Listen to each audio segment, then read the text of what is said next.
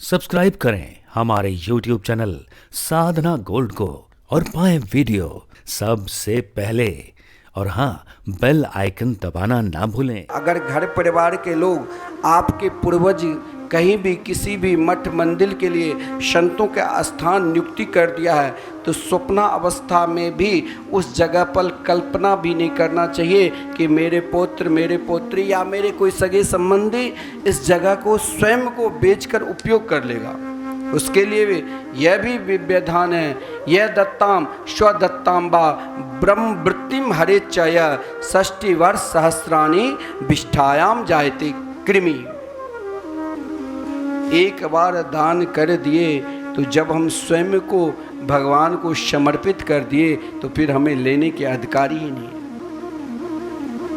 तिरुपति बालाजी में एक घड़ा बना हुआ है, उसमें जो भी कुछ कोई डाल देता है ना, मंदिर के हो जाते हैं। तो एक सेठ सेठानी, एक ही बेटा था, उसे दर्शन करने के लिए सब गए।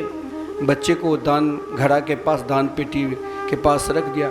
बच्चे उसमें गिर गए, मंदिर दिया ही नहीं कि ये तो भगवान के हो गए बच्चे, अब तो ये इनका अधिकार, ये तो स्वयं भगवान के बच्चे हो गए। नहीं दिया, चाहे आप कोर्ट जाओ, कानून जाओ।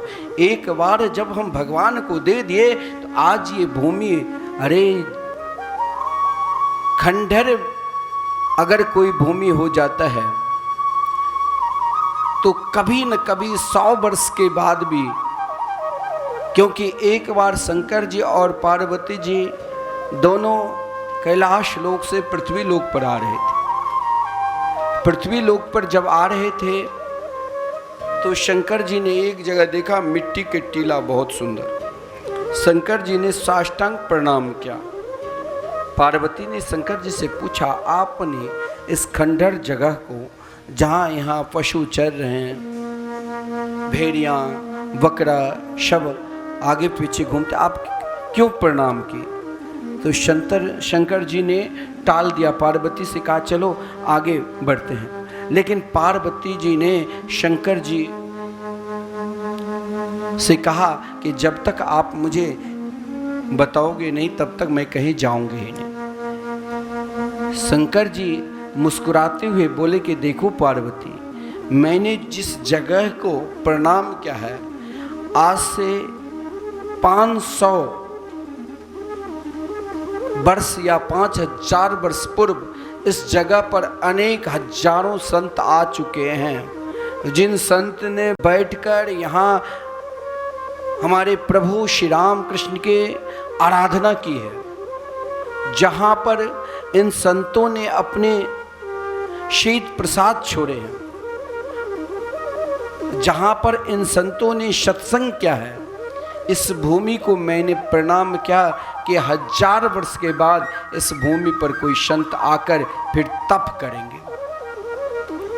कहीं आप जाते हो किसी जगह घूमने के लिए, किसी तीर्थ स्थान में, और कहीं तो एक ऐसा भी जगह होता है जहां आप चाहे बहुत सुंदर होटल भी बुक कर लिया, रूम कमरा में बैठोगे, भजन करने में मन नहीं लगेगा। और कहीं आजकल लोग अधिकतर आश्रम में इसीलिए ठहरने लगते हैं कि ताकि यहाँ भगवत भजन, जैसे आपके मिथिला कुंज आश्रम, बड़ा सुंदर व्यवस्था है, वातानुकूलित रूम, कथा चल रही है, लोग आते ठहरने के लिए, योगा के लिए, बैठने के लिए। बड़ा सुंदर पार्क है, ठाकुर जी के सामने दर्शन करो, योगा भी करो, और हर हमेशा चाहे आप भजन करो ना करो, कान में तो सुनाई ही देगी। जैसे यहाँ हर हमेशा राधे कृष्ण कृष्ण कृष्ण राधे राधे, राधे श्याम श्याम श्याम राधे राधे शब्द सुनाई देते हैं, उसी प्रकार हर हमेशा सुनाई देगी। तो शंकर जी उन जगह को प्रणाम किए कि फिर यहाँ पर 100 साल ने 1000 साल के बाद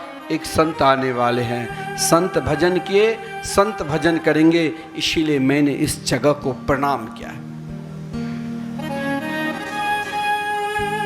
मठ मंदिर आज भी अगर किसी कोई महंत बनते हैं ना, वो अपने घर परिवार को देकर यदि वो बेच देता है तो फिर उनके घर परिवार में कभी जीवन में कोई शांति से रह ही नहीं सकता है।